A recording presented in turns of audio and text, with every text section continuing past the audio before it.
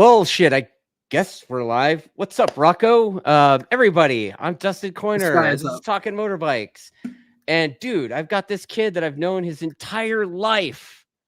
And he's a bagger racer now. Rocco Landers. What's up, dude? The sky, bro. Shut up. Dude, I've known you your whole life. I knew your dad before you were born. And I can remember seeing you at a bike night and you were just a little guy and your dad was doing this like pocket bike shit. What's the other guy's name? What was it? Josiah? Is that right? Oh, yes, there was a guy. Oh my god, Josiah something. It was like a SC Mini GP something, right? Yes, I can't remember his last name. Josiah Talby was his name. He ran the SC Mini GP series. Yeah, I remember seeing you guys at bike nights and stuff, and they would, do that. And then IMS, the IMS show in Long Beach, I remember seeing you guys there. And even back then, you guys were slinging the t-shirts and the merch, right? So, I mean, yeah, that was like kind of my life for a few years. For a few years. Oh man, like a few years. That's I mean, obviously moving forward, years old's the thing. Yeah. Well, yeah, shit. You've been racing motorbikes and riding them since what, 3 or 4? I started riding when I was like 2, but I didn't race till I was like 5. Yeah. Yeah. So tell me about this, because I know that you've like done you did a lot of the mini stuff and pocket bike stuff, right? And then you went to Europe. Yeah. So I raced here from 2010 to 2012 and 13. And I was racing in Europe, and I went to Italy to race pocket bikes in 2013. Okay. That was pretty cool, to be honest. I enjoyed it. Then we went back to Italy in 2016 to race mini GP on the 50s. Okay. Then in 2017, 2018, I was on the it was the, they call it ESBK now, but it was called RFME, and I was racing what is now called Moto4, but it was back then 85s. Okay. So it's like the old 125 chassis with an 85 in it, or more or less. It was like a 125 chassis that was like specifically built. It was a prototype one built for a 150 or 85. I don't know what they did to optimize that. Okay. Were you racing against people back then that are like in Grand Prix now? A couple, yeah. I mean, over there, that's the champion. That's the championship that all of the GP guys kind of come from. It's so. Name some names, bro. Like, who'd you battle with when you were a little kid? Well, if we're gonna say battle with, like Alonso, Morera, those guys. No, I was in the Rookies Cup with Acosta. Okay. That kind of guys. I mean, yeah, you were in the Rookies Cup for about 5 minutes, right? No, it was like 7. Oh, 7 minutes. Yeah, that's about the number of fans of this show, so that's cool. Right? Shit. I'm one of those 7 then, so let's go. Oh, okay. Appreciate that, dude. Fist bump. Huh? Yeah. So you went to Europe for a little while, and then I don't know what the fuck happened. I know your dad was talking to me, and he was talking about doing some kind of race in Europe thing again, like on a 250 or Moto3 bike kind of thing. And then all of a sudden you ended up on a junior cup bike. Like, what happened there? Like, how did long story. A long story. Well, I mean, I'm not going anywhere. Give us the cliff notes, dude. Give us the cliff notes. Yeah. So, well, we were over there. We had an opportunity to race 2 classes, which would ET's European Talent Cup or the Moto3 Junior World Championship, and European Talent Cup was a better option, but unfortunately, it wasn't. I think we kind of had our sights set on. Like, my dad kind of specifically got me. He really, I was really into Moto3. We wanted to do Moto3, and we had an opportunity to do both, but we just never got the we were never able to pull the funds together. That would be the main thing. Yeah, it's like how many Rocco 97 shirts do you got to sell to go to Moto3? If I find the spreadsheet, I can tell you. Yeah. Oh, you guys had a spreadsheet for that, bro? We had so much. We had everything but the actual ability to do what this sheet said.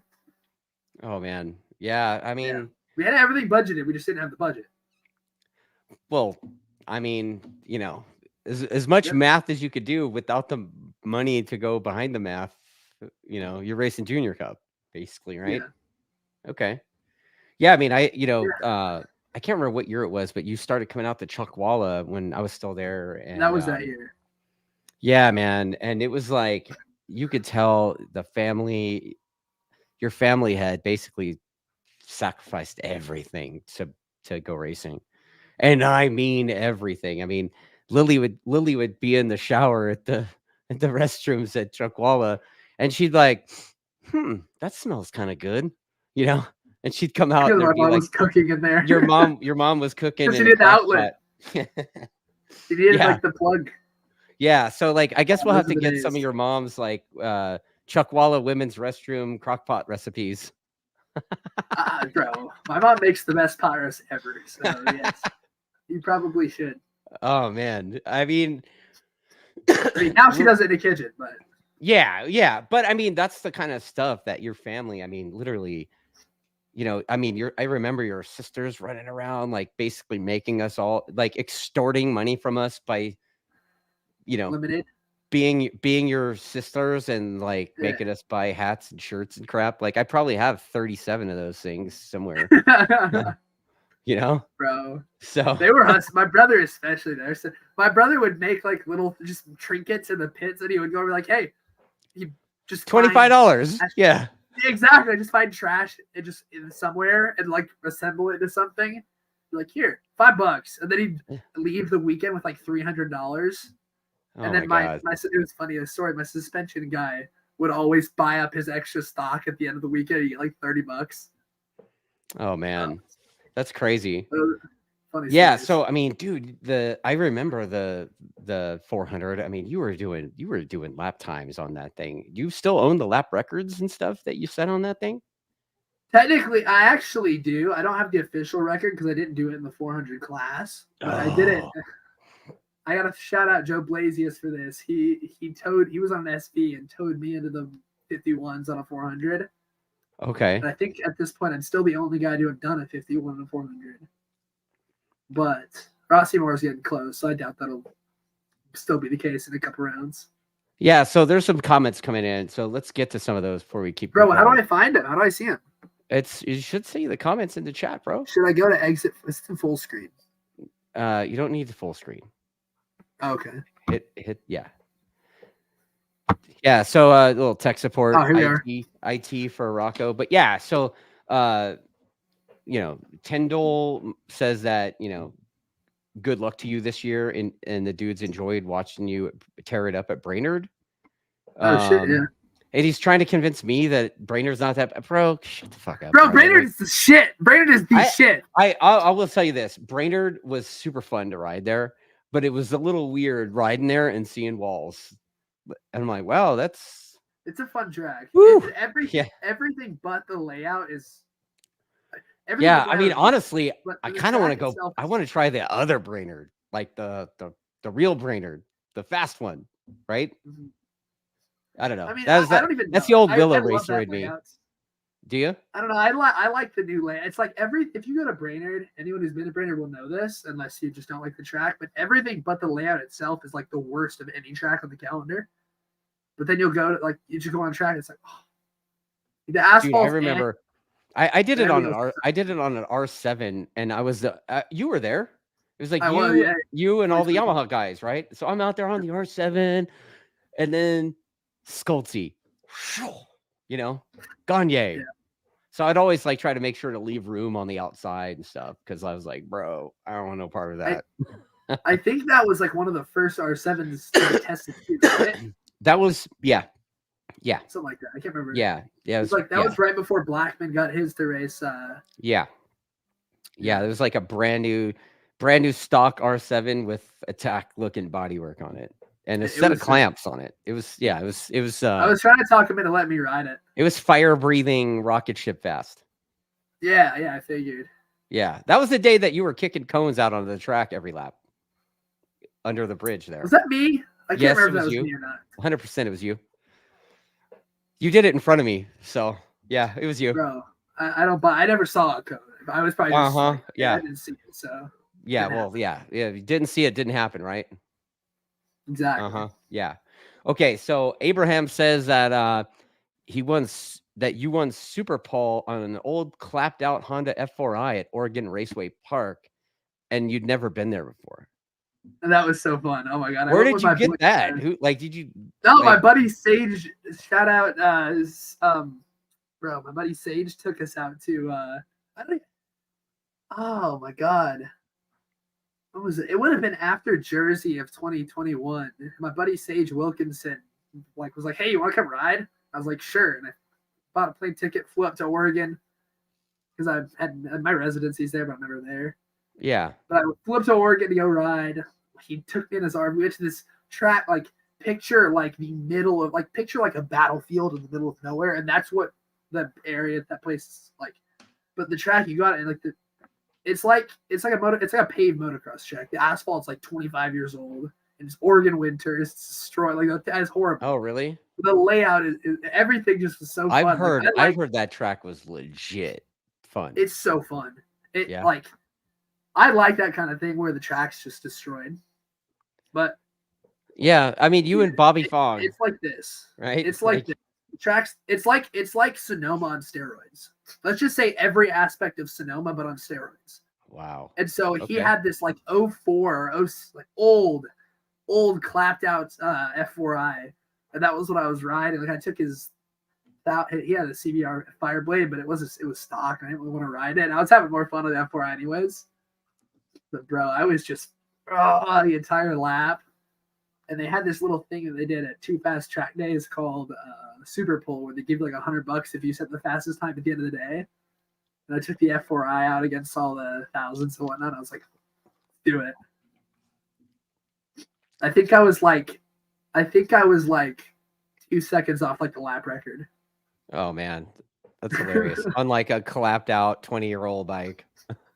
Dude, it was so fun though. That's awesome, man. I ran the same set of tires both days. Of course you did. Yeah. Yeah, probably. But same set of tires for both days. But how many knee sliders? Bro, I probably went through 2 or 3 sets. Yeah. Yeah, that's one thing I remember about you. I was kind of running the rider support thing for Mithos back then, and holy shit, it was I swear I couldn't keep knee sliders in stock, so I would buy Bickles and just give them to you. I'm like, here. Yeah, the problem with it's the problem. I feel like this is the problem with a lot of knee slider, like big leather brands. Their knee sliders are trash. So the ones like the Mithos ones would last a session. Right. They were like a bar of soap. Exactly. It's bar of soap, Velcro on the back. Yeah, like the OEM knee sliders suck balls. Yeah. Yeah, that's what I like about Bickle ones. Those Bickle sliders are legit, right? They're hard. They last forever. But then I want to say I saw you duct taping them to your elbows. I was like, what, dude? Yeah, because the Mithos elbow sliders were so thin. They cover a big surface area, but you never I don't know if they're actually supposed to be dragged or not because they would last 2 sessions. I didn't do that at races. I would only do that at track days. Yeah. You probably still wearing that suit riding your Supermoto thing, huh? Nah, dude, I got a Revit suit. Oh, yeah, that's right. Okay. But you did at the mini track until that went down. Until I got the Revit suit. Right. Okay, so let's see. Somebody says, if the small one scares you... Dude, the small one doesn't scare me. I rode it. I had a good time at this guy, Tyndall. I rode it. I rode Brainerd. I had a good time. And, I thought it was really cool that somebody 5 minutes after I got there said, you betcha. The people there are awesome. Just when you're out here in Southern California and there's all these racetracks that are quite a bit safer without the walls, it's kind of shocking to see walls. Make sense? Yeah, I don't know. I feel like I really don't. I've been enough really gnarly because there's a few tracks in Spain that are kind of gnarly where there's just a card track that you're just doing a track day at because they ride everywhere there. Yeah. There's one place called Castiglione that at one of the parts the track crossed Suzuki where it crossed over itself. Yeah. It's just a wall right there. It's and you're 100 feet below. It's that track is so sick. Anyone who goes to Spain's got to ride Castiglione. Wow. Okay. Yeah. I mean, I know, I was talking to Ken Hill last night about Kristen Daniel. and they Yeah. moved over there. They moved over there like 6-7 years ago, something like that. Yeah, they were over there. I think they moved over at the end of 17 or the beginning of Yeah. 18 because he was there my last year racing. Dude, there ever all the since time. the kid's been over there, like he speaks like 4 languages and rides like every day. I don't get it. I don't get it. I Awesome. barely speak Spanish anymore. He's like, yeah, I speak Catalan now, and I'm like, what? It's weird. It's crazy. Yeah. And Catalan's like, I feel the thing is in Catalonia to live in Catalonia, which is the region of Spain Right. where they're located. Like they frown upon speaking Spanish in public because there's they're very independent. Right. Like that like the mentality. And so like when I was there, I would speak Spanish and they would they pretend not to understand me, even though everyone there speaks Spanish because you can only speak Catalan in Andorra and Catalonia. Yeah. It's like it'd be like I can't like another language, but it'd be like learning a Native American language and having that be the only language you know. Right. Well, I mean, the way the kid told me, it was like Catalan language is sort of like a combination between French and Spanish. It's French, Spanish, and Italian. It's weird. Yeah. There's so many different words from like each one. That sounds awesome. I don't know. I'm cool a stupid American. I can barely speak English. You know what I mean? Me too. Yeah. Okay. So there's a few more. There's people saying that I should ride Pacific Raceway in Washington. I don't know. I want to ride there. I haven't been there yet. And then Bearded Jixer, he says that we need Rocco on a Supersport bike or a super bike, not a bagger. I don't know about that, dude. I think he's stoked to have a ride. So anyway, so let's keep going, man. So Junior Cup, you basically made it look easy that year. I tried. Was that the year that you dodged the deer? That was 2020. That was my second year in Junior Cup. Oh, the second year Junior Cup. Okay. Yeah, so that's the second year is the year that you did Junior Cup and Twins? Or yeah. Yeah. Yeah. But you did Twins late and you still won the title in it. So no, I did the whole season. The deal came together late, but I did the whole season. Oh, for some reason I thought you like missed a round or something. That was last year. Oh, okay. Last year I missed technically you didn't miss a round. Like you didn't have a ride. I saw you at Daytona. You didn't have a ride. Nah, I just showed up. And then, it's really shitty to say this, but like, there's that old saying, like people say, dude, I would give my left nut to do the, to get the ride or whatever.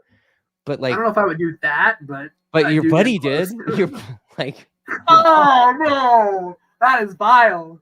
That is vile, bro. I saw Gus. Oh man, dude, that was text Ben, bro. Yeah, but like I don't know the specifics on it, but it sounded like it was vile. It sounded like a pretty bad deal, yeah. Like it was. I didn't get a lot of details. All I know is I got a call about 2 weeks later saying, "You want to come ride Atlanta?" And I'm like, yeah. You were at Daytona with your leathers and everything, hoping something. Yeah, I brought everything. Yeah. And I had there were a few things that I honestly should have been able to ride at Daytona that I just didn't because no one clutched. Whatever. Yeah. Still ended up riding at least, which was nice. Yeah. So I mean, it's it's pretty bad. I mean, that was a bad deal and a bummer for him. It sounds like he's better now, right? So hopefully he'll be back. But you rode the bike and ruined everybody for most of the season, right? I mean, I did my best. I think I had 100% pole position. And then every race that I didn't either have a problem, one of them I crashed out of the lead. Every other race that I didn't have like a motor issue, I won. Right. Or it was raining. It was raining. Did you get involved in any of that rule stuff? Because I know, wasn't there like something where you like had the thing locked up and the ridge, right?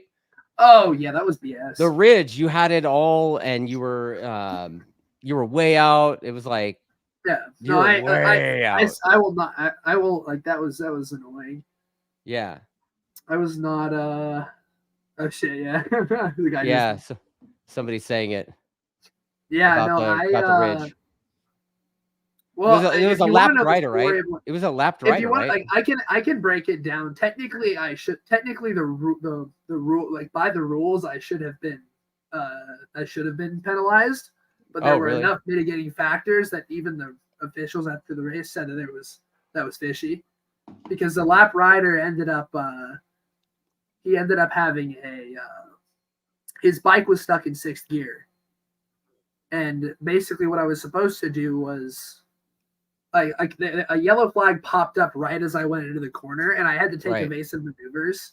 Like I Right. was either going to hit the guy or go in front of him. Right. And technically, what I should have done was let him by, but he pulled off. Oh, okay. So Right. it wasn't much I could do. Okay. That makes sense. I pulled off the neck. Like I should. They said that if I had looked up and waved back, because I saw he was having issues because he was doing that with his head, Yeah. like messing with his bike. And Yeah. then after we protested and filed all that, he came over and was like, my bike was having issues. Then we took that to race control. Okay. Okay. There's nothing I that could makes have done. sense. Yeah. Okay. I mean, there is something I could have done, which was your teammates. Your teammates, the one that had the rules stuff, right? Oh, that was at Barber. Yeah. Actively competing. Like, jeez. I don't have any comment. That was a whole. I don't know enough details. I just kept myself. That's a good attitude to have, dude. Like that's a good attitude to have. You know, Stefano Mesa coined it the best. He's like, I don't get involved in government.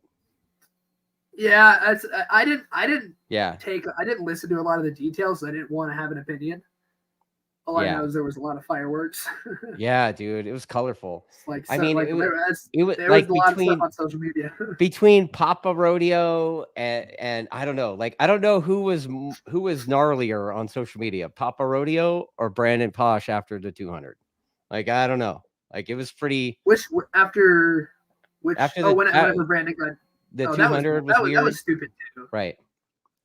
Oh, and by the way, there's people talking about how if you like Nelson Ledges makes Brainerd look super safe. Nelson, I mean, I guess it kind of does. I've only ridden there on a 400. They're saying concrete tire walls and whoops. It's smaller. It like I guess on a 400 at Nelson would be like riding a 600 at Brainerd. They're both fun tracks. Like Nelson is just it's like it's like bread to my butter. It's so good. It's just roll speed. Roll speed. Yeah, that sounds like when I was there on my 400. I was faster than I broke the twin record on my 400. So let's see. What happened to the rumor about riding the Ducati in Supersport? Pinky's never asking called me. that. Oh, there you go. So it was just a rumor, guys. Well, they never called me back. They never called me back. Okay. Okay. But that was a long time ago. Yeah, Joseph Novella says that his daughter calls Nelson the ghetto track. Kind of is. I mean, you know, you're saying it's like you're kind of describing it, and I'm kind of picturing Roebling Road in my head because that place is pretty fast too, right? It would be very comparable, just a little shorter and more tight. Tighter than okay. Nelson, okay. It's a very fast track. It's very quick. Right. Like it's fast. They're saying it's one of the fastest tracks in North America. Chris McCreary says that. Where is Nelson's? Where is Nelson's? Ohio. Okay. Yeah, I hear a lot of people talking about it, like, you know, for track days and stuff. But I have never seen no runoff either. That's always good. It's always good to have a track with no runoff, right? I mean, but then again, Rocco, you've been at the Apex track, right? When that dude showed up on the R1. Oh, at the kart track? Oh yeah. Dudes are always showing up on like stuff there. Stupid stuff, right? And I'm like, funny. and one guy showed up on a full motocross bike with knobbies. It was ridiculous. Yeah, well, I mean, you see a lot at the kart track, right? And you know the Legos. I call them the Legos that like are. There's no runoff there, and you mean the little go-kart barriers? Yeah, I call them the Legos, and it's like, dude, they were going clockwise, so you know there was that little right before the last turn. Yeah, dude, and so you're going on an R1 cooking, and the Legos are close, dude. It's gnarlier going the other direction because you're going in the fast braking zone, and I've tucked the front there and gone all the way into the like staging zone before you on the track. Right. So you've ended up in. I ride Apex so much. Yeah. I was at Apex on Saturday, and then I was at Florida the past week. But before that, I was there the day before I left, and I was at Adams yesterday. Yeah. All right. So I've been cooking on the Supermoto. Yeah, I finally got a Supermoto, so I can't really get off of it. I've seen your social media. You have joined, you know, Yates and Posh and PJ and everybody doing that, with Yeah, I've been riding Supermoto forever. Yeah. This is the first year I've had a proper bike. I've always been on my 150. Okay. So you got a 450 now? Is that Yeah, what it is, or a 250? it's a 450. Okay. Anyone who gets a 250 for a Supermoto is wasting their time for the simple reason that like you either get a 150 to get used to it because a 250 is like, unless you have just a buttload of money and you just want a bike that's like a stepping stone, like if you're fast on a 150, getting on a 450 is nothing. Oh, okay. What about those guys? What's that group of dudes that builds those 150 things? And there was one dude that like had, like miniature. It looked like miniature Marcassinis on it, and big old radial caliper on it and everything. It was there's a few guys out here. There's Tokyo Mods. It was like I think it was Tokyo Mods, and that thing was like it was like 250, but the dude might as well have been a 450. Yeah. Those are the guys, because when I grew up racing, and that like the mini racing here there was SC Mini GP, and that went under. Then my dad did the one thing for a couple of years. It was Mini Moto-USA. Yeah. And then after that, there were the Supermoto races. There's like M1 GP. Yeah. There was War, Star, Western America Racing. There was Stars. Yeah. That was Don Canet, I think. Yeah, Don Canet did the Stars. Yeah. Yeah, and those were the fun ones because we would have. And then UMRA came around. Yeah. Now at this point, all there really is two wheels track days. I know that Martin and small ones. Yeah, Martin and Sergio from Two Wheel Track Days. I think they're running like that mini program. It looks pretty cool. It's cool. We just need more people. Yeah. Oh, UMRA was the crap. Was it? Shout out my boy. That was so fun. Yeah, oh my god. Like we would it was all the tracks around here. The turnout was crazy. I feel like every mini racing organization will have they'll have their big like the class that's the most popular. Like I know the one in New Jersey has TTR 125s and XR 100s. Like I did one of those races. It was so fun. Yeah. But we oh dude, that was fun. But we here we had a grid of 65s. It was probably 30 guys. Okay. And there were a couple 150s, and that was like Tokyo Mods and at Mad Labs. Like we had a few guys out here who would do it. Yeah. Mad Labs is sick. They do a lot of stuff still. Huh. Okay. They do all the big mods on the 150s. So you did the with the Junior Cup and the SV650 thing for a year, and then I see the Red Bull leathers there. Like those are the COVID leathers, right? Yeah, that's the only way to describe them. Yeah. I got scared. I mean, we were all stoked for you because you got selected to get the Rookies Cup, and it was like, okay, like let's keep supporting this guy, Red Bull Rookies. And I know your dad had all kinds of, he had like a lot of cards up the sleeve, to keep you over there in between rookies rounds or whatever. And it wouldn't have been an issue at all with COVID. Like if COVID hadn't been there, it would have been fine. But COVID, like in the beginning, before the season started, I was supposed to do, like I can't remember. I think we were at some point going to reach out to like Road Engineering because the team I can't remember. There was something we were going to do about figuring out to do 2 or 3 twins rounds and then 2 or 3 Junior Cup rounds. So that's all I was going to be able to make it to. Yeah. But then COVID happened and the season started for MotoAmerica and there was still no sign of anything in Europe. And so we had the first 2 rounds here. And then they were like, we're going to go testing, but there's like the testing was we're going to go test. And I couldn't even make it to the test. So, because there was like you had restrictions. And then they slightly loosened it. Right. Like the PC, like it was too, the time was too condensed. Like you had to get a test, get the results, and be on a plane within 24 hours. Oh, dude. And that was back when the test took 48 hours just to get a result. And the accurate ones were like 76.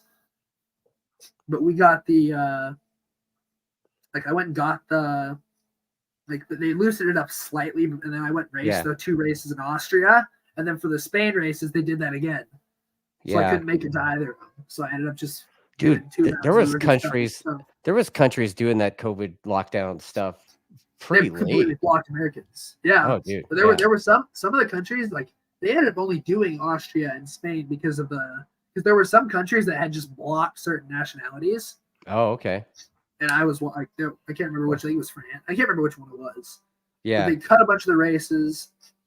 And like I remember I was there, and it was some of the most fun I ever had in my life. It was so sick. I got to a bunch of my buddies from the small bikes were there, like Alonso, like David Munoz. He's really cool. Marcos Yeah. Uriarte, a lot of those guys, Acosta, Skrig. But a lot of my friends from whenever I was racing in 85s, Right. they were either in pre-Moto 3 or ETC or in 85 with me, and we ended up like it was just fun. I improved. Like I made my goal, which was I didn't want to finish last. Never finished last. Never wanted to get lapped. Never got lapped, and I was within 2 seconds. My final goal was to score a point, and I technically did, but I got docked for track limits. I got 14 because I was in the battle for like 10th, and I track limits, and they slapped me with that a half hour after the race. I was like, damn it, I got 14. Dude, that sucks. You kind of had a growth spurt, and you were, if I recall correctly, when you started the rookies, you were like a huge kid. You were like a Sasquatch compared to those midgets. Yeah, when I tried out, I was 5'4" and 110 pounds, or maybe 115. And I went race, I was 5'8" and 140 pounds. Right. And I was racing like David. Do you know David Alonso? No. He races for Aspar in Moto 3. Okay. But he was the smallest guy, and I was the biggest. He was 4'10" and 80 pounds, or 85, and I was 5'8", 140 pounds. Right. Yeah. Like I said, I can't remember if I was I'm trying to remember if I actually got because I remember at one point I got docked, but I can't remember if that was the.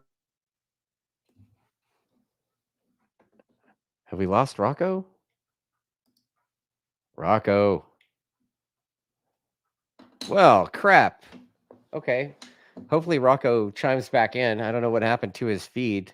He's rocking the Taco Bell internet, I guess. So let's text him and see what's what. Okay, lost you. Reconnect. Let's ask him to reconnect.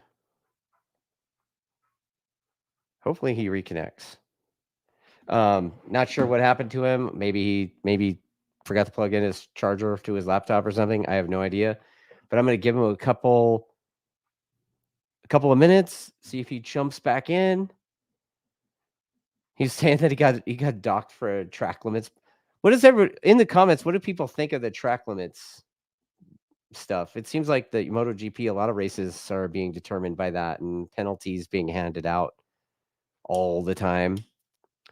Yeah. Thanks for that, Eric. So, yeah, behind me is a Boxo toolbox, like right here, this white one. It's a moto box. It's full of tools, and I'm giving this thing away, and all you got to do is register for a track day. Every track day that you ride in with us, you sign up online, gets you a drawing entry, and at the end of the year, we're going to give that thing away. So that's what that guy's talking about. Yeah, Pettinger says track limit stuff seems too drastic. I think that's, the penalties. It's kind of like Gagne's touching the green paint last year, getting a penalty, right? So over there they have like that long lap penalty stuff and all that. So I don't know if Rocco did any of that. Hopefully he reconnects. Gus said, "You know what, dude? I'm gonna text. I'll send Gus the Gus. Email me Dustin@trackdays.com, dude. I'll respond with the link, and you could join us." Oh, Rocco's back. Dog, my internet just went the fuck out. Oh wow, dude! I was talking shit about your Taco Bell internet. Yeah. And I was about to email Gus Rodio the link and have him jump in as a substitute. That would be kind of funny, right? That would be kind of funny. Yeah, I'm sorry about that. I literally, it's been raining here, so I'm assuming something happened to the power. Oh, okay. Yeah, and Ty Bankford says, because I said my email address, and Ty Bankford said that he was going to send me inappropriate pictures. So thanks for that, Ty. Appreciate that. Of who? Of me? Does Ty Bankford have inappropriate pictures of you, No, Rocco? that's what I'm. If so, I'm assuming it's tell me. fat pictures. When I Oh, was a well, chunky boy. yeah. Those are a What's lot. the There are deal? a lot of those. Yeah, you sent me a picture. I was just talking shit to you earlier about it. It was like, dude, what is up with you? Like, all of a sudden, I looked at you. You showed up, and were you like trying to pull the Go Show and like show up all fat and see how fat you could get and still beat people? Like, what was the deal? Bro, there was no. I was not intending to be like that. That was difficult. A lot of things. We'll just say a lot of things Yeah, contributed to that. get a little too intimate with the peanut butter cups. Well, peanut butter cups were just a meme. I didn't really eat a lot of peanut butter cups. It's just I was just giving you carbs shit. in general. Yeah, I know peanut butter cups are so good though. I mean, bro, I think that yeah. I think that came out because I did Greg White's podcast, I think, a couple Okay. years ago. He asked what I was gonna do if I won the Junior Cup championship. And I Okay. said, I'm gonna get some peanut butter cups. And then all of a sudden we were on the podium at Barber and someone tosses me a bag of peanut butter cups. Oh, And then in man. race 2, like 4 people did the same thing. So that's just my thing now, I guess. I mean, I'm not complaining. Peanut butter cups. I mean, who knows, man? Maybe Reese's will sponsor you. I would not complain. Right? Yeah. But I can only eat them on Mondays, though. Mondays are my cheat day. Oh, you have Monday as your cheat day. Okay. Yes. Because it's the day after the race weekend and no one likes eating. Because it's the day that I fly back usually and no one likes staying on a diet while you're flying. Oh, okay. See, so you eat trash on Mondays. Oh, garbage. Yeah? Yeah, the cycling coach guy, Nate Loyal, he has a term for that. He's like, dude, you're Mr. Fusion. Mr. what? Mr. Fusion? Fusion. What do you mean? Oh, it's you got to be old to get it, but it's Back to Future, the Mr. Fusion. Yes. Yeah. I've seen Back to the Future. In the DeLorean at the end where he's like, oh, we got Mr. Fusion now. We don't need plutonium. And he just put a bunch of banana peels and shit in there. And well, but you got to balance it out because the thing is like I'm a foodie. I love food. Yeah. But like I didn't know how to manage that. And I had like a lot of things being told to me about diet and all that stuff. And I try a bunch of things at once. And it's like, you got to have like someone tell me one thing and someone tell me another, and like a lot of things contributed to me getting to the position of being in that position, like being fat. And I was not, I never wanted to be like that, but it happened. Dude, there's some comments. There's some comments coming in, dude. Like, let's, Smith Shot Racing. Yeah, I was on a bulk. What? Yeah. I was on a bulk, yeah. You're on a bulk. Yeah. Yeah, I was. Yeah, you did look like, dude, you looked like a linebacker. I was like, dude, I did. And everything. But I mean, now, like, I have a different, like, something that works for me now. You're pretty trim now. I mean, you still got the big jawline, but it's weird that like I get it's really, I have the slowest metabolism ever, so that does not help. But I eat 100% keto throughout the week, so like protein, probably 85% protein. Okay. And a little bit of like broccoli. Broccoli is really the only vegetable I can have stomach. But depending on the cheat day, I'll gain a certain amount of weight, and it goes to here, or in my legs. And this time it went here. So nice. It's just what happens. So can't complain. There's a guy, 848 Evo, saying diet is like suspension and body position. There's a million opinions. That's true. That is so true. That's true.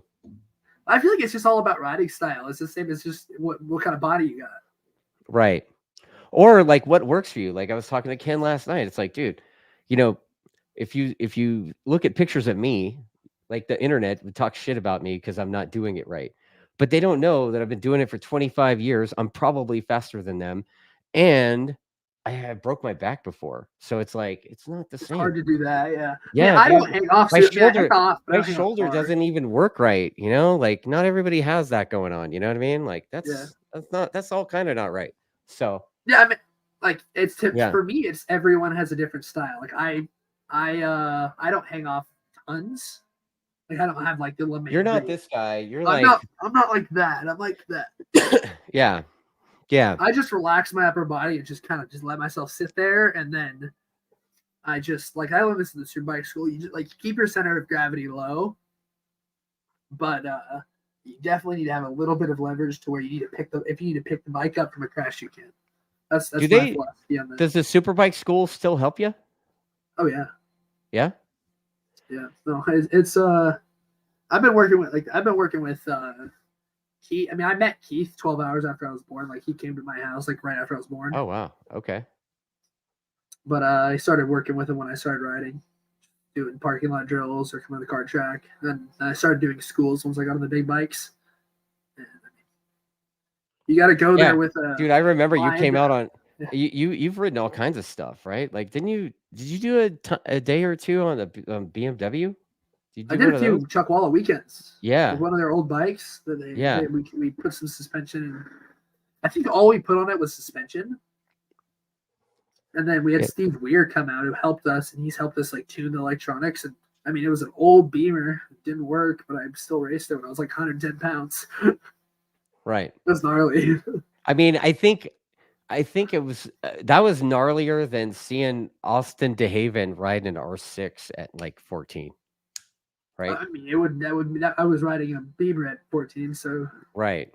I remember Austin DeHaven. Maybe he was younger. I mean, he was a little guy, dude. He was all helmet. Austin's cool. I haven't seen him forever. I haven't seen him forever either, man. Him and his dad, they were all about it, and then money dried up, and that's it, But Austin, I have to send you a link for this race that someone took of me and Austin. I was probably 10. He would have been however old he is when I was 10. Right. But he was on one of the Mad Labs 150s. It was owned by a guy named Hans King, who actually I still work with to this day. Okay. But he ran he had a couple 150s in Austin, and I had the best race of my life. It was so fun. And someone had it somewhere on Facebook. I can't remember where it was, but it was a mini race, and we just I think we battled literally every single one. I got him in the last lap, just barely. Nice. That was so fun. That was one of my best races ever. It was so fun. That Abram guy says he's got videos of you on that BMW at Chuckwalla. It was cool to see. So there you go. Yeah, the Beamer was cool. It was the Beamer is not especially the new ones they're fast, but they're at least more manageable. This one was a 2016 bike, so it was the older chassis, so power. Yeah, before the electronics. Yeah, before the electronics flipped the world upside down. Yeah, Keith made me turn him off for part of the time, so I could ride it without all the traction control and everything. That was right on. Terrifying. Yeah, I want to say that your dad was a Superbike school too, a Superbike school guy, right? Yes, I don't know where he was in the instructor hierarchy over there or how it worked. He was Keith's #1 instructor he was the first. It's called a 4-star instructor. It means you can give the talks that they give at those classroom. He was Keith's first guy who did that. He was the first guy Keith trained to do that. Okay, but that was back a while ago. Yeah, Keith Code, man. That dude, he what a good dude that guy is, man. I kind of missed the old Long Beach IMS show just because I knew I would run into Keith at some point during the weekend, and we would sit there and talk for an hour and a half about fucking weird shoes. That's the thing with Keith is he'll just Keith can talk about anything but racing for so long, and then we'll talk about riding for 10 minutes, and then we're back to some random food he ate one time when he was 14. Yeah, we were talking about how square his son looked to me. I was like, bro, is your son working at IBM, bro? What, bro? How the fuck is he your kid, dude? Yeah. I think I told Dylan that once. I was like, dude, I was telling your dad. Dylan's cool. I love Dylan. I was like, dude, do you work at IBM? Yeah. Because he would have always, every time I saw him, he had a white shirt, buttoned up, super, super square. And Keith is not super square. That dude. People just be wearing random pants, a Superbike school team shirt. Yeah, dude. And then he's got his goatee is the most iconic thing ever. And then he'd have just slippers. Yeah, dude. He's Dylan, I guess back in the 70s or something, that dude was selling crazy expensive shoes on Melrose. Like he He was was? making custom shoes or something. And like he was telling me one time Really? that like I think there was an auction or something, and like somebody paid like a ridiculous amount of money for some Keith Code made shoes. It's like, what, dude? I don't know how if that's I've never heard of that. Like Yeah. I go see Keith. I mean, I don't see him as much as I should. But Yeah. we go over Yeah. there I got a once in a picture of while. him. My old dog that had passed last year. There's a picture of her like with her head entirely in Keith's jacket pocket at Chuckwalla. Like he had a Yeah, bunch of I'm gonna treats in try to there. find. Hold on. This is a picture of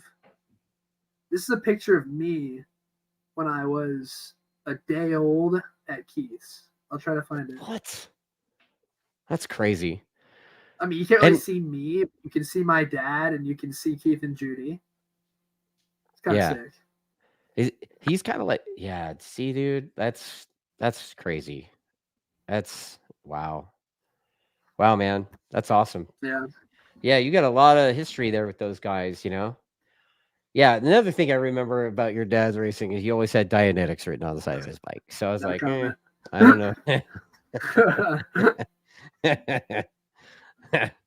Yeah, so that's that. That's all that I just threw it out there, right? It's just me, bro. I mean, it's true. Right? He had it on the suit. Yeah, man. Okay, so you're riding a bagger. You're riding a bagger this year. There's somebody asking how fast you went at Roebling on one. Like you've tested it, right? I have. I tested it at Roebling. I'll try to remember if I don't remember what I don't even like I did a session and a half and then it started raining and we had no rain, so I just sat there for 2 days. Okay. If they could, what's the range? Because I remember it was something like because I was like 2 seconds off Hayden. Oh, okay. I think he did I did a. I don't know if this would line up. I think I did a 15 and he did like a 13. Oh, okay. Okay. I'm not. No, I'm not. To Stephen Pettinger, I am not. No. Yeah. Yeah. Stephen Pettinger's question was that asking if you guys are Scientologists. Is that a first in racing? No, that's not a first in racing, dude. But you know, all you got to do is check your history, man. You'll see a bunch of Dianetics bikes through the AMA and all that 250s back in the day. Yeah. So there you go. But yeah, Rocco, you're not drinking that Kool-Aid, basically. No comment. Yeah, whatever, dude. Like everybody has their own deal, you know. No worries. Not me. I'm not. Not me. Right on. Wow, Declan's here. Declan. Oh, what's up, Declan? Yeah, Declan Van Rossmullen. I wonder if he's. Yeah, I wonder if he's commenting from Aussie. He says he hears pretty good. It must be noon where he is if he's down there. Something like that. Right? I've been texting with my boot guy because I just signed with Supersport. Okay. Okay. And then the schedule's so weird because I'll text with my guy and it's like midday. Then it's like the day before here in the morning. It's like, right. Yeah, I do the same thing with my brother. You know, he's Aussie. Yeah, Aussie. Yep. So there you go. Okay, so there's some questions. What do you think of riding the bagger? It's cool. Yeah, I enjoy it. I enjoy it a lot. Did it surprise you?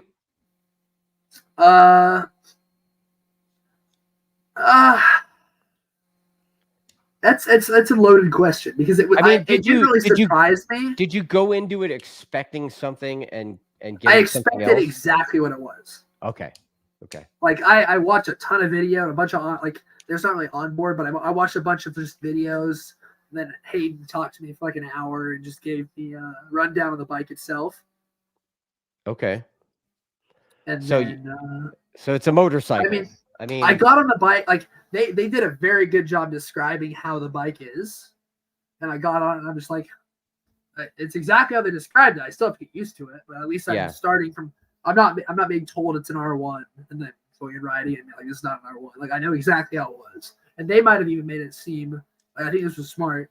They almost made it seem more extreme than it was. To where I would go in just tiptoes.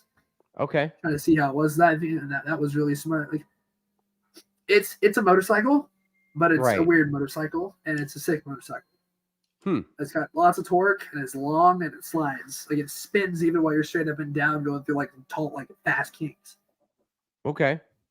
Lots of Okay. fun. Lots of fun. Yes, Did it's you fun. back it into every corner? Only the ones that like at Homestead, kind of, because it backs in a lot because it's just Okay. so long. Like, and you have to use so much rear brake. But it Oh, here we backs in. go. Like, Rear brake. oh, You just said it. you have to. Yeah, but it has a thumb brake too. It's kind of Oh, sick. does it? Okay. But I So mean, you have to because there's so much weight on the rear that if you use a ton of front brake, you'll just tuck the front. But it's okay. like it's really cool. I really enjoyed riding it, and I'll try to think of like, I don't know. It's just interesting. It's something different, but Yeah. it's I mean, nothing insane. The class looks pretty stacked with talent too. You got a lot of quick guys coming in this year. You know what it's most similar to? This is probably a good thing. The only bike that I could compare it to is like a supermoto bike. Oh, Like, to ride that on a big track is like riding heavy super. It's like bike. but it's like riding a supermoto bike on a kart track, where you have to turn it a lot. It's like it's physically. It's not so much physically difficult. You have to ride it so you have to ride the bagger so relaxed. Just to make it function. Alan Rodriguez says to give us intro on the turn exit of backing it in. Yes. Okay. Yes. All right. So what does he mean? I don't understand. What does he mean? I don't know. Like, give us a tutorial. Like, what goes through your mind when you're like, what's the process of getting that thing stepped out? Because I watched Bobby do that a few weeks ago, Bagger Bob, and man, he was barking the rear tire like crazy going into turn 1 at Podium Club every lap in there, you know. So, but like, if you're asking what it's like to back it in, I mean, when you back it in, but it's a big heavy bike, so does it behave it's just different? like a normal bike. Okay. No, it backs in probably even better than the other ones because it's smoother. I mean, it hops a little bit, but yeah, I don't know. It should if you're backing it in and you feel like uncomfortable backing in, you quite frankly shouldn't be backing it in, because backing in should be something that, unless you're just at the supermoto track trying to drag your elbow and look cool, right? Even then, it should be easy. Like, if I'm gonna back in at the supermoto track, like, you can ask anyone who rides supermoto a lot and makes like those videos. Like, it's not difficult. It's something that you work your way up to where it's easy. Like, I can back it in anytime on a supermoto without any problem. It's the same with that bagger, but when you're going fast to back it in, it just happens. It's like dragging your knee. Like, it's not difficult to drag your knee. It's not difficult to back it in. Okay. Yeah. And then there's some comments here about one of your new competitors, the Australian Superbike champ, Troy Herfoss. That's so cool. Holy shit, dude. Like, I'd heard some rumbling about someone coming from there, and I was like, it's going to be like Maxwell or Herfoss or maybe Mike. Yeah, Herfoss. Bayless. I was like, oh my God, what if it's Bayless? Dude, that would be cool. Right? Yeah, and then I guess Ruben South? Yeah. I don't know. He's riding that. I think he's doing BRL. Oh, okay. He's not he might be doing Daytona, and then he's doing BRL. Oh, okay. Yeah. And then let's see here. Yeah, maybe Ulrich needs to retire the Gixxer for a bagger for 2-up rides. What? That would kind of be sick. That'd be kind of cool. Yeah. Good luck with that. Ask them that. Yeah. Oh, they're saying Jack Miller will race over here in 25 on a bagger. I'm sure he will. He does. He's like, I feel like Jack's the kind of guy who just doesn't care what he's riding as long as he's riding. I've never met him. Yeah. Actually, I met him for like 5 seconds at the kart track one time in Spain. Yeah. But like, that doesn't count as meeting him because I didn't really speak to him. Okay. So, I have some weird questions for you, and you're gonna answer them anyway, however you answer them. But it's just like, hey, why does no comment count as an answer?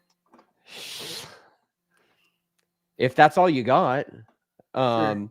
Okay. So when I saw you at Daytona last year, you had a pretty successful season prior to that on that R6. You had basically 2 seasons on the R6. It looked like it took you a little bit to get going on it, but then once you like, what happened? First off, what happened to you? Like, what was the light switch moment where you went from like kind of finishing one way and then all of a sudden being a front runner consistently? Like, what happened? Well, on the R6, to the simplest answer, I mean, one of the simplest things is I never got testing. Like I Okay. did one test. We did one test at Jennings before 2021. We did one test at the official MotoAmerica test at Coda. Right. And then I think I did one Superbike school on that bike. And then every other time I rode it was would have been at MotoAmerica. So I didn't ride it a lot. Okay. And then the next year I did a track day. I broke my arm and I didn't ride for like 6 months. Okay. So I did a track day at Buttonwillow, and then I did 2 or 3 with Hayes. And right on. Number 1 was track time, and number 2 was just getting things off of my plate to where I could focus on riding. Like that was like just in general, getting stuff involving the team and stuff involving just stuff. Okay. Off of my plate to where I could actually focus on riding, and more track time. Like if I like midway through the season, I did more racing than I had done. I'd had more track time than I'd done the entire season before. Okay. And we found a good base setup, and Hayes was actually able to completely transfer my riding style because I like that in combination with just getting like in like that in like combination with getting the like some of the extra stuff off of my plate. And it wasn't even so much that. It was more so Josh was able to channel my, like, get me to be able to focus, like, get me to be able to, let's do this. Like, let's channel. Like, the biggest thing was just changing my riding style instead of carrying roll speed to learn how to point and shoot the bike. Okay. And I wasn't in the position, in all seriousness. Like, first off, a lack of track time and other things contributed to me not being able to really think about that when I would go ride. Okay. So he was able to help me focus on that. And I figured out a point and shoot. And like I almost view it as my learning curve on that bike started at the beginning of 2022 rather than 2021. Okay. Because 2021 was just such we worked super hard and everything we did with 100% effort, but at certain points it was just a crapshoot. Right. And it was difficult. Yeah. Like my dad busted his ass. Like he worked so hard. Oh, I was trying my best. Yeah, your mom, the whole family, dude. Yeah. Yeah, everyone did.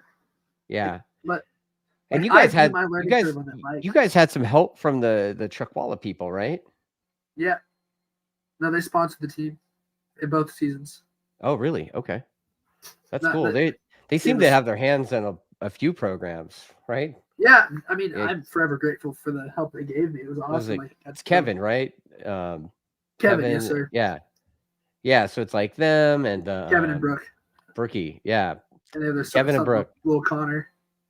Yeah, so they, I know they helped out you. I don't know if they're still helping you, but they helped out you and they helped out Michael Gilbert and Corey Alexander, Owen Williams. And before that, they sponsored the Honos team. Oh, that's right. Okay.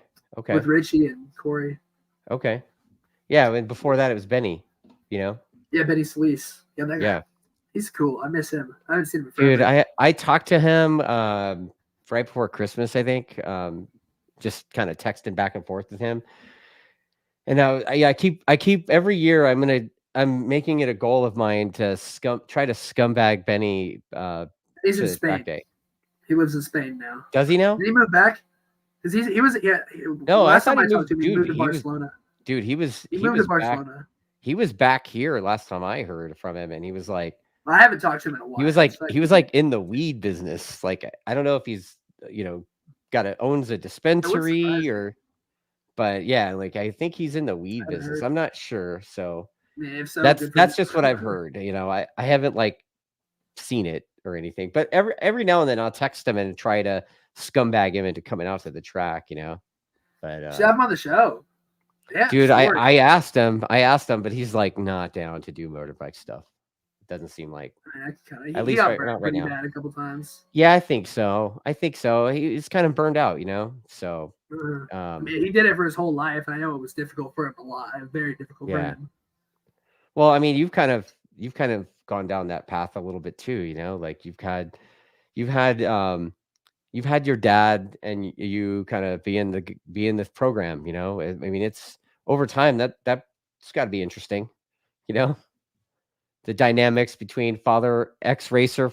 His dad was ex racer too. So Yeah. I'm sure there's expectations on a certain level without going into To a certain extent, yes. right. Especially in his case. So when I saw you at Daytona last year and you didn't have a ride, I was surprised. I was surprised that you didn't have a ride. And fortunately, unfortunate for your buddy, but fortunately for you, like the opportunity came up and you got to ride that rodeo bike last year. But why do you think that is? What do you think it was that kept you from securing a ride after having a successful season that you did? Again, it's a lot of things. Like I said, my learning curve on that bike started at the beginning of 2022 rather than my first I got in a full season without really knowing anything about what I was doing. Right. Found a good setup, and once I had finally figured the bike out, like I said, like it took about, like, if we're gonna go with my timeline, which is to start my learning curve at the beginning of the year of 2022. Right. I figured the bike out after a few rounds, and I led my first race at Daytona at Laguna, and then I won Brainerd. And like I finally, like, if you watch from the beginning of the season, like I went from kind of riding like uncomfortably to where, like, at starting Laguna and really coming in towards the end of the season, like I looked like that was my bike. Like that bike was set up for me, and I knew how to ride it. And like I will say to this day, the best race I ever ran was Barber Race 1 2022, where I ran down Hare and I fought him and I won that race. Right. Okay. And that was, but again, like a lot of things. We'll just say a lot of things. Okay. Just a ton of things. I mean, I had JD on, and dude, JD had won a bunch of races, and yeah, exactly. Like it's just and then all of a sudden, all of a sudden he found himself without a ride, and it's like, dude, how does a guy like that like not have a ride? Like what the fuck happened? We'll just say a ton of reasons. That's what we'll say. Okay. There's another guy. There's a commenter earlier. I'll get to it, but let's see. What did he say? Who was this guy? Because it was like a kind of a fairly long question, but Smith Shot Racing. He says, I think it was Smith Shot Racing. Now I'm looking for it and can't find it. Oh, okay. He says, question, and not in a mean way. I know that typing, it comes off wrong or whatever. But he said, why does it seem like you always are bouncing from team to team? You say a lot of reasons. We'll just say a lot of reasons. Yeah. I mean, that's not a mean question. It's a totally valid question. Okay. I mean, I was on my dad's team for a couple of years. And then last year I was on the Suzuki and Twins Cup. And then, shout out Smith Shot Racing. He also, was that him? Yeah. Hang on. He said, he's talking about your Revit. It's about a suit. Yeah. A suit, yeah, bro. I'll have to tell my guy. Yeah. Hey, you have to say, if you have social media, send me a photo of the suit. I want to see it. Yeah. That's full customization. Okay, so I'll repeat the questions really quick. So Smith Shot Racing says, tell your sponsor that Revit sponsorship works. I saw your Revit Scorpio suit, and he got himself one. So you'll have to send it. I have to send it. I want to see what you did with your suit, because that's full. You can do it on your computer if you do the Scorpio program. Yeah. Just load it up, all on your phone, all on your computer. Just upload some PDFs, select the colors, select the locations of the colors. That was what I did for my suit last year. And that's this suit right here. Okay. You saw the leg beat. Go on MotoAmerica. You want to see the whole thing? I mean, so you had the rodeo bikes. Those things had the coolest looking paint jobs on them, man. Me, dude. I'm all glitter and sparkle, and you guys had that like reflective thing going on. It was cool. It's impressive looking. It was like holographic or something. Yeah. I wasn't hot on the purple, to be honest with you, but when I saw everything come together, it looked good. Yeah. Shout out Bread Racing, yeah. Oh, is that who painted it? No, Oh, that was okay. just someone commented that. Oh, okay. So Joseph Novella, as the bagger class tries to grow, do you think MotoAmerica will open up the rules to let some other brands into the class? I've heard buzzing about Triumph. Really? That's what I've heard because they're already in like the cruiser business. Okay. I know that they're not going to allow anything that doesn't have giant bags on it. Right. And, Like a yeah. I don't even know what the Yamaha Cruiser is. Like I'm in the sport bike side of things, so I don't really know. Like the closest thing to a cruiser for me is like the XSR 900. I mean, yeah, but like that's more like a hooligan kind of bike yeah. Right? Because the baggers are the ones that specifically have the bags. And Yeah, Alan yeah. Rodriguez said something about like something along like if you win races, you don't always get right. Like Chavi, he's a perfect example. Like I don't know of a lot of people who deserve rides more than Chavi. Like, he's a great dude, destroyed everyone. And yeah. what's he doing? Right. Yeah. Bummer. Totally. How many motors I use in the Aprilia? More than I should have. Yeah. How many motors? How many motors? What? How many motors did I use in the Aprilia? More than should have been necessary. Really? Tell me a little bit about that. I had a lot of engine failures. I had Yeah. one in Atlanta, and then the thing with like a couple, like it only really blew up once, but I would feel it. You know how you really feel it start to clink and lose power, and I'd be like, "Yeah, this thing's done." And then I had a faulty one. Like we had like just difficulty in general. Like those things don't last very long, especially when they're built as much as they are. Right. And I went through a lot. I mean, dude, we had a customer of ours, and you know, when I was still part of government on that series CRA, you know, one of the racers bought a brand new one, dude, and like it took him forever to finish a day. Like brand new bike, dude, and it was like broken all the time. I don't, you know. I mean, that's the thing with the twins, especially like the twins is like some superbike light. It's nuclear arms race. Depends on the bike though. It depends on the bike though. Like the R7s don't blow up as much as the Aprilias do because they have more power stock, so they're not allowed to build them as much. Do they have more? Does the R7 have more power stock than the 660 does? I don't know. All I know is those race bikes have a lot more power. Like the R7 race bikes have just so much more power, torque, and mid range. Okay. Like the 660s have a good top end. But yeah. Alan Rodriguez says he likes you because you're a people's racer. Thank you, sir. Bearded Jixer's asking if you're still sponsored by HJC. Number one in the world. Best helmets on earth. Yeah? They are number one in the world. They sell more helmets than anyone. Dude, I was at Laguna for one of the GP weekends. I don't know if you remember Jacob West. So Jacob and I are there, and we were at some my favorite one. Nice. It's Punisher. my favorite HJC. So Jacob West and I were Yamaha used to kind of have us come out and set up like the Yamaha marketplace during Grand Prix weekend.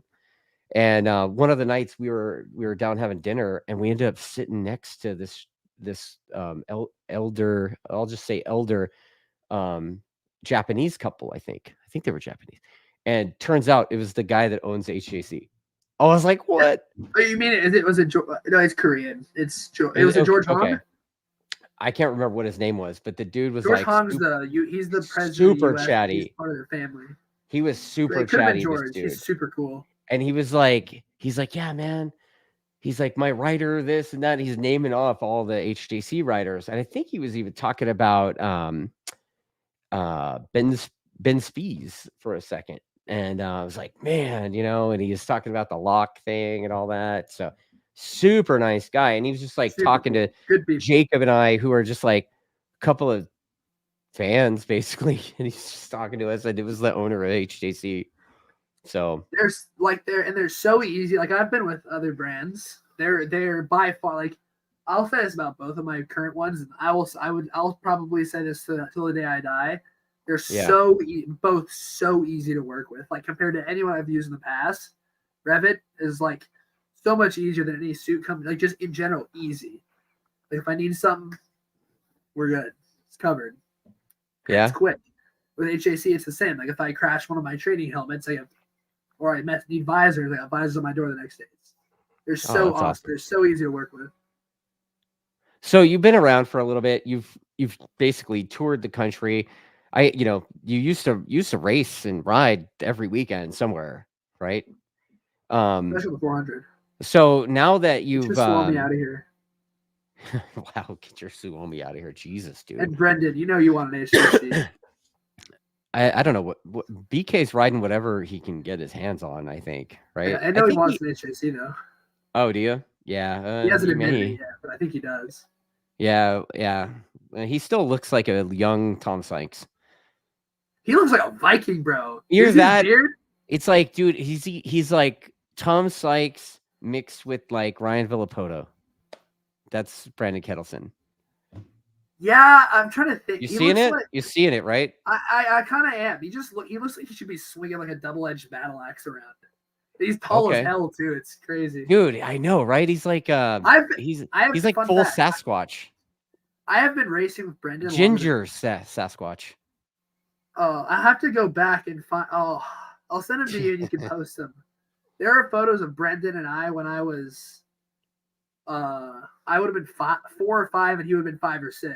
It was my first race, and I went up, and he had he had leathers, and I was so jealous because I had motocross gear. It was my first race ever at Button Willow on the pocket bikes. So funny. Now get out of here, Declan. You know you want one as well. Declan's probably just watching this during his lunch break. He's jealous. He can't have a Punisher, bro. Oh, okay. Yeah. What helmet do you wear? Who, me? Yes. Or Declan? I wear KYTs. Oh, okay. Yep. And they're strong and they're super easy to work with, like you said, with the HJC. So I'm stoked. I'm stoked on them. Declan says, who's the best helmets? What? He said those are the best helmets. And I think he's talking about HJC. Oh, KYTs. Yeah. KYTs. HJC. Yeah. HJC. Yeah. Tomato. Right? Okay, so you've been around. Like, what's your favorite track in America that you ride on? Sonoma. Sonoma. Okay. Or ORP. Probably ORP. That was the most fun. I thought you were gonna say Brainerd. I mean, Brainerd's my favorite on Moto. Like my favorite track on MotoAmerica calendar is gonna be Brainerd, probably. Okay. But that's the thing that I do well there. The most fun for me, and people are probably gonna think I'm an idiot, is gonna be Ridge or Jersey, because I just do like Jersey is fun because you flow well, and it doesn't take much effort. Ridge is fun because it's snarly, and obviously Barber's amazing. What about the faster tracks like Road America? I hate Road America. Do you really? Yeah. How come? It's just there's no corners. It's all straights. My favorite track on MotoAmerica. You think you would change your mind if you were riding a superbike? I've ridden 1,000 there. Yeah, but have you ridden a superbike there? You have? It was a prep stock 1,000. Oh, okay, so it wasn't a superbike. Yeah, okay. I've never ridden a superbike. I haven't ridden an actual one. My favorite track is Atlanta on MotoAmerica is Atlanta. That track's fast too. Because I just like the first sector. Okay. Like the sketchy little chicane. What do you think of them adding Mid-Ohio to the schedule? My dad has told me so many good stories about that place. He told me it's just like Sonoma, kind of. Okay. So are you guys racing there? The Bagger? Baggers is, yeah. Okay. Cool. And then so like I was earlier in the comments, there was a bunch of people trying to get you to talk about the rear brake. Like rear brake? Yeah. There was one guy that was asking if you're gonna rock a TDJU graphic on it. Well, you ought to ask Terry. I don't know. I mean, maybe I'll just put one like in the front of my visor, like the Fig Newtons. Oh yeah, cool. Dangerous and irresponsible. but you sure Yeah. do love Fig Newtons. I sure do love TDJU. Yeah, Yeah. right I on. don't know. What do people want to know about the rear brake? I mean, rear brakes Like, do you a controversial topic. what? Apparently so. I don't understand why, but like, are you like a heavy user of it? Does it depend on the corner? Like, what are you Depends on the using corner, the rear depends on the brake track, for? depends on the bike. I Okay.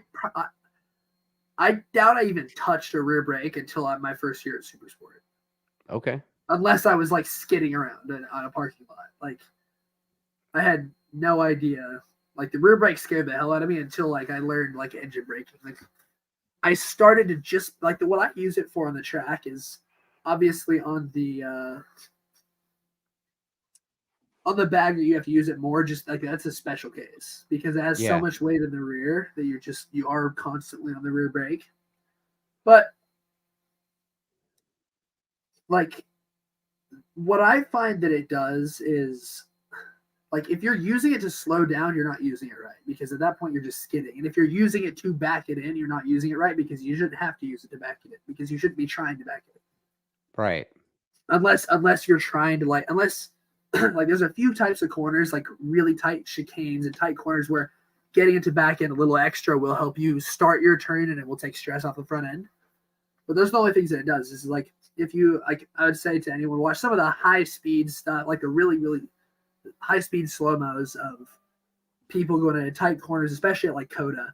In Moto 2, this is when I first saw this was Tom Luthi in like 2018 or something on a Moto 2 bike. And he goes into the turn 1 and I see him just feather the rear brake and his bike just does this.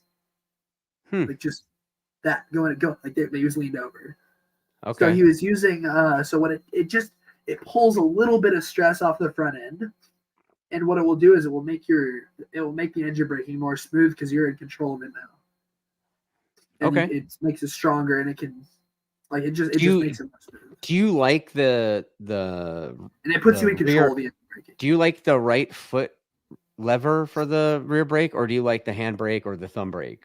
On everything but a bagger, I prefer the foot. Okay. Everything but the bagger. Yeah, the bagger is easier with the hand brake. Why is that? It's just something about the bike itself. It's just easier. When I have to use the clutch, obviously, I prefer the foot brake. And most bikes, I have to use a clutch. Like I'm sure the R6 would have been pretty sick with a hand brake. Okay, so you're riding for Vance and Hines team. Like that's dude. I don't know. Someone's asking about Charlotte's Web on the rear brake. Yeah. Okay. Well, it depends on the bike. On the Twin, on my SV that I was racing in 2020, I had no rear brake. That was all engine braking and all slipper. On the Aprilia, what I do now is like I was saying, what I'll do is I will just feather it a little, like it'll back in, and then I will feather the rear brake just to keep it smooth. Because otherwise, like I don't want it snap. Like especially on the Aprilia, it would snap back. Like the engine brake was pretty unpredictable on it. So I would feather it just to make sure I had control over it. On the R6, I would feather it towards the end just to take stress off the front end. The backing in is all natural. That's just engine braking. Okay. Like maybe on the it's a few shots of me on a 400 just trying to back it in. That's all rear brake, just the same as on the Supermoto. Okay. But in general, it's more to take stress off the front end. Okay. Well, there you have it. Rocco on the rear brake. Take notes, right? Okay. Yeah, there's some comments of rumors about you on a twin Suzuki, and none of them went unanswered. But I was going into the Vance and Hines thing, so I don't know if you're riding any other classes besides baggers. A lot of people are asking about that too. Like, are you going to ride something else? I know we talked about baggers. Yeah, I know we talked about making some kind of announcement, but maybe not. So. Like at this point, just baggers. But okay. I'm open to whatever. Okay. Anyone wants me to ride a bike, give me a call. But at this point, just baggers and just Vance and Hines. Yeah, dude, don't say just Vance and Hines though. Like Terry Vance has a huge history. No, I mean only Vance and Hines. Like, yeah. That's what I'm on right now. Yeah. Not just Vance and Hines. Like no, but like just Like, tell me That's the about deal. like what you think about riding for Vance and Hines, because Terry Vance, that dude's been around, man. Like, he used to run, like, I want to say he ran the factory Yamaha Superbike effort at one point. He ran the And factory Yamaha and the factory Ducati the Superbike Ducati, effort. He's a yeah, legend. Gosho and Bostrom, right? Yes. Oh my God. Right? He like if Like, other people are I kind legends, of he's legend in hope, caps lock. yeah, dude, I kind of hope that Terry's using this bagger thing to like tiptoe back into road racing and then That would be go cool. go superbike racing again. Because, dude, Like just to dip if his toe in. if Vance and Hines goes back superbike racing, I mean, it's it's going to be legit. Like, Yeah. I Here's a what do you think? jixer about wet riding. If you go Yeah. back and watch Jersey last year, I actually did pretty good. I got 4th, and I was 2nd in qualifying in the wet. It was I just needed to get used to it. I hadn't finished a lot of stuff in the wet. Like I'd always done kind of well, then I slowed down because I just always crashed, and I just made some improvements there and had fun. Yeah. And Yeah, because yeah. rain seemed like your Achilles heel there for a while. Also, again, a lack of track time and no testing and no dry testing either. So just not being completely used to the bike. Like I raced in the rain on a slick rear at or slick tires at Barber in 2022 in a drying track. And if the race, they shortened the race, and if it wouldn't have been shortened, I would have been on the podium. But that was on a drying track, and I had the fast lap of the race. So the rain was difficult for me in 2020 or 2021, 2022, and that's it. Like I broke my arm in the rain, and that kind of spooked me a little bit, but I finally got over that. Okay. And someone says, one more thing. What's the rivalry with Blake? Nothing. There was a little thing that happened at Laguna, and Blake is one of my best friends. What was the thing at Laguna? Well, what happened was I passed him on a qualifying lap, and then he essentially just blocked past me and ruined my lap on purpose. And ticked me off, and I just overreacted. Yeah. And other than that, nothing. Blake is like away from the track. Blake's one of my best friends. Yeah, I mean, dude, like that kind of ties into what I was asked you about. Like, you were on the podium on the 600, and why'd you look so angry, dude? Like, you were on the podium a couple times, and you looked so pissed. The short answer is about, I dude? was. The short answer is I was, and I just was. I had. It's a difficult thing. I want to win, but there's also no reason to react that way. Right. Like there was no reason, like whether I'm frustrated or not, there's no reason for me to act that way, and that's something that I've just had to learn to understand. Like I'm growing up, trying to. I mean, by growing, I mean I'm getting older. I'm trying to learn how to act my age. Right. But it's something that'll just kind of like there was no whether I'm upset or not. That's just there's no like you just need to talk about how good the race was, and then talk to your team about how bad the race was. Right. But that's the deal with that. Like if the race is bad, you tell your team it was bad. You tell the fans it was good. Right. Yeah. I mean, didn't do that. Then that was my mistake. Yeah, you were really mad. You were talking about like second place isn't going to get you a ride and stuff. I'm like, well, you got one. So, and you're living on you got your own place now, right? I don't own my own. I'm renting. Yeah, of course. You live in SoCal. You clearly you're living in like a Cato Kalin style house, right? Like, I'm in the front, so it's different. Oh, okay. Nice. So Pinky saying, but there's nothing wrong with a rivalry. That's true. I mean, I'm sure it's true. I have rivalries with plenty of people. Blake's just not one of them. Who was your biggest rival in the Supersport? Growing up, shout out Max Toth, bro. Love you. Yeah? Yes. That was your rival? You, dog. He was my main rival growing up, and he and I had so many good races. Yeah. Like, dude. Like that guy and I have a lot, like even growing up, like that was so fun. Really? Okay. We'll just leave it. We'll leave it at him because that's a very fun rivalry that I can laugh about when he and I can talk about. Okay. Let me ask you this: what was it like racing against the guy that was kind of coaching you a bit, Josh? That was fun. Josh never let me have an inch, and I never wanted him to. Right. And he also helped me as best as he could. It was awesome. Yeah, scumbag Rocco into He said, March. Dude, that's up to his am I the team, bro. scumbag or is it him? He wants me to scumbag you into doing our like Oh, test day. Where? Yeah, I don't know. We have a Attack Yamaha's doing a test thing with us. So it's like half of the track day is track day people, and then the other half is pro I don't teams. think I can. I'll probably be. It's a week before Daytona. It's a week before Daytona. Yeah, that's the thing. I'll be getting ready for bike week then. Right. Yeah. Harley. Right. Well, you should be doing lots of things with Harley. No, I'm right? excited. It's gonna be fun.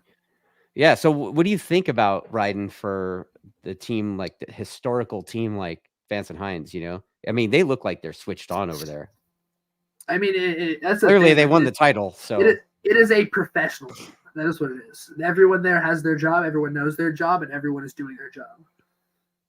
Their loose ends get picked up very quickly. That sounds familiar. There's this team that I've been working with for a while that's like that, you know? Like a professional team. Attack Yamaha. Yeah. Like those guys, it's like everybody knows where they need to be. It's pretty crazy watching them. We show up and like within a half an hour, the bikes are out, floors down, canopies out, everything's ready to rock and roll. It's crazy. Who do I want to beat more than anyone on track? Everyone. Who do you want to beat more than? Is there anybody that you want to beat more than anybody else? Everyone. That's pretty generic. There's not. Well, I mean, like you said, Max Toth's not on the grid. So. I mean, even if he was there, I wouldn't want to beat him more than anyone. I want to beat everyone equally. Like, there are people who I dislike, and I'm not going to name them, but there are people I dislike who it is sweeter to beat, but I want to beat everyone equally. Yeah, like I think you're like I don't want. I like if someone says, "Do you want to like? Would you rather get beat by so and so?" Like I don't want to get beat by anyone. Like, does it make me angry to get beat by certain people? Yes, but does it also make me get angry? Or it makes me get angry to get beat. So Red Race Devil says Attack Yamaha should put a talented rider like Rocco on the superbike and stop struggling with an old washed up racer. I don't know who's old and washed up on Attack Yamaha. First of all, I don't. There's no one. I don't think there's anybody old and washed up on that team. You know, one guy was injured last year and he's not 30 yet, and the other guys won the last 3 championships. So yeah, that's that. Yeah, I know. That's right. That's not a real statement. Right. Yeah. I don't know, man. Maybe should like. I mean, I would love to as much as I would love to ride a superbike in the future. Yeah, man. I don't think. I think that's a Yamaha question. That's of who rides on the Attack Yamaha program. Richard's the part of the. Richard's a cog, right? He's just part of the overall machine, and you know, Attack Performance. Attack Performance makes it happen, and you know, Yamaha is like, here, make this happen, and he's like, okay, and I think he's done a good job the last 4 years. So he's killed it. It's been amazing. It's been awesome to watch. 4 out of 4. I mean, you know, I mean, and they haven't been close at all. I mean, this year was kind of close, right? It didn't end up close. No. I mean, it was close. Like it was close until there were some very good out. Races. Yeah, there was the best races, right? I mean, some of the best races. You're right. I mean, Petrucci was somewhat close as well. That was cool. Oh, that was so sick. Yeah, Petrucci's he's a really good. He had a bad name over here because people didn't seem to understand him. Yeah, so cool. I mean, he kind of got along with him so well. Petrucci's a badass, but Petrucci, you know, some of his stuff probably got lost in translation too. Yeah, that's what I'm saying. He had like I think he had like permanent stink face here, you know, in like things when they would go wrong for him, it would like go way wrong for him. But you have to understand, like VIR, right? Yes, those are things that wouldn't go wrong. Like, imagine going from a factory GP bike to New Jersey Motorsports Park. Like, as much as it's easy to clown on people, that's not an easy thing to do. Right. And every conversation I ever had with Danilo, like, he is like one of the nicest people I've met in my life. He's so cool. Yeah, I mean, he seemed like he's one MotoGP race. But he was But he's 2019, versatile. 2020. Like that dude's Yes. versatile too. He Like also that wins the dude, stage at Dakar. yeah, like he rides a fucking dirt bike at Dakar and wins a stage. Like that's gnarly. And then That's and he like was that. winning races here against Jake. For people who don't know, winning Dakar, a stage in Dakar is like winning a stage in the Tour de France or winning a MotoGP race. Okay. Like that's like winning a massive that's like a stage in one It's of a those big deal.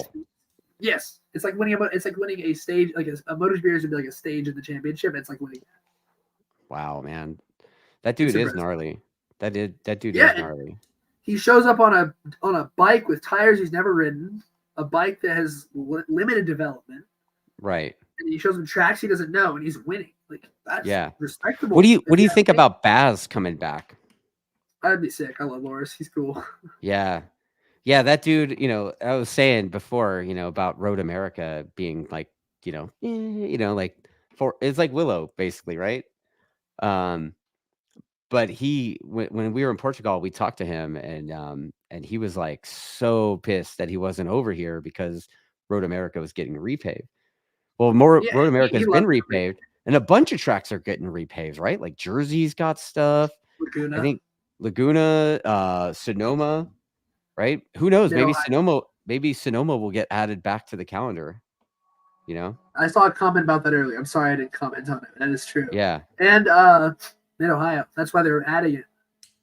Yeah. And I've heard the same company that repaved Mid-Ohio or repaved Road America is repaved Mid-Ohio. Okay. That's what I've heard. Or maybe it's the same company that Pittsburgh. Because you said you like the bumpy, beat up, shitty tracks.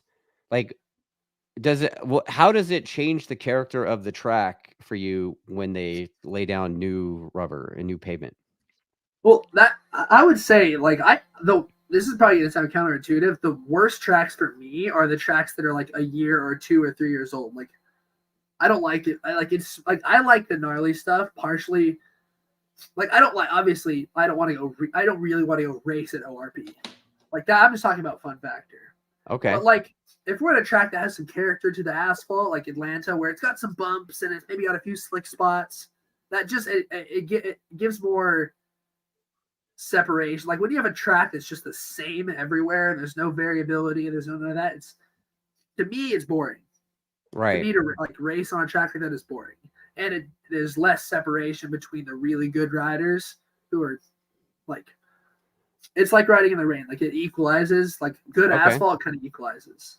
Okay. It's like if you put me on, like, the best example I use, if you put me on a flat track bike on a perfect track, I could go close to as quick as some of the super good flat trackers that we got. Like the moment that track gets dry or has slick spots, I'm terrible because I don't know how to ride that early stuff. Okay. Or a motocross track with no ruts versus with ruts. Okay. Wow, man. That's like you're all about having fun, but man, like you're the way you break down the tracks, and it's like pretty scientific. And it's like you pretend not to be, though. Like you actually put a lot more thought into it than you pretend to. I don't really. You're like, I'm just going out and having a good time, but man, you could really break it down. I try. Yeah. I feel like I could break down more having to do it if you ask me about history or something. But I don't know. I'm a nerd. I'm a total nerd. Yeah. Okay, so we're a little over an hour and a half, Rocco. Before I let you go, dude, I gotta ask you about that cucumber shit that you talk about on the podium. Like, what the hell is that? Well, I've probably explained this a million Repeat it first, and then. Well, what happened. So the backstory is I was at the Ridge. Okay. And this is 21 or 22. I can't remember. Both years it was like like the first year was like 118 degrees. Second year was like maybe 100 degrees. It was still hot as hell. Right. The race, like, I actually was on pole. This would have been 2022 because I was on pole. And Jamie, well, I think it was Jamie. She comes up and she's like, Rocco, how are you feeling? First time on pole. And I was like, I'm feeling cool as a cucumber. But it was boiling hot. So I was like, I rephrased myself. I was like, I'm like a lukewarm cucumber. And then that, like. Yeah. Okay. Then Brandon like recorded it, and then like he put it on his story, and everyone was asking about it. Like, what do you mean? I was like, well, I'm like cool cucumber, cool as a cucumber, but it's hot. So Okay. that's my explanation. Yeah, and I was like trying to get that out of you earlier, and you're like, "What the fuck are you talking about?" And I'm like, it was like this weird saying, and I was saying all kinds of weird I shit. forgot. I couldn't remember what you were saying. I was like, Yeah, you're like, oh, "Oh yeah, okay." Lukewarm cucumber. because you mentioned when I was wearing the Vipes. Yeah. They were knockoff Vipes too. They were the Ronnie Mack glasses. Oh, okay. Okay. Yeah. Okay. Declan says he's out. He's gonna go do supermoto at night. So yeah. Ask Rocco about that girl he finally kissed. What? Rocco's got a girlfriend? What? I don't have a girlfriend. No? I don't have a girlfriend. Not right now. No, Right now. that's something he is making up right now. Oh, okay. Okay. Yeah. You remember rule number 2, right? I'm just giving you shit, man. No comment. Okay. Well, dude, thanks for the chat, Rocco. It's been fun, man. Do you want to thank anybody for sponsor, whatever? Revzilla, Mission, Vance, and Hines Racing, number 1. My team, Okay. Everyone who supports me, all my fans, HJC, Supersport Boots, Rivet, Superbike School, everyone helps me. Right on, man. All my boys. I got to give a shout out to my buddy Polo. He has a little shop down in East LA? Shut up. You know Polo? Yeah, he went and changed a tire for me a few days ago, so I got to give him a shout out. Dude, I've known Polo for like over 20 years. Legend. Moto Technica, right? That's the name of the shop in East LA. Yeah, dude. Does it still have the mural on the side? Yeah, he does. Now Polo's a legend. Yeah, dude. Good dude, man. Couple hours. Dude came in like early morning. Like, I had to go race my supermoto bike, and I didn't have a tire. I'm like, Polo, I don't have anything to change tires. He's like, come in, and he like rolls up on his on his like cruiser with his like Red Bull helmet. Yeah. He rolls up and like comes in, turns the lights on, changes my tire.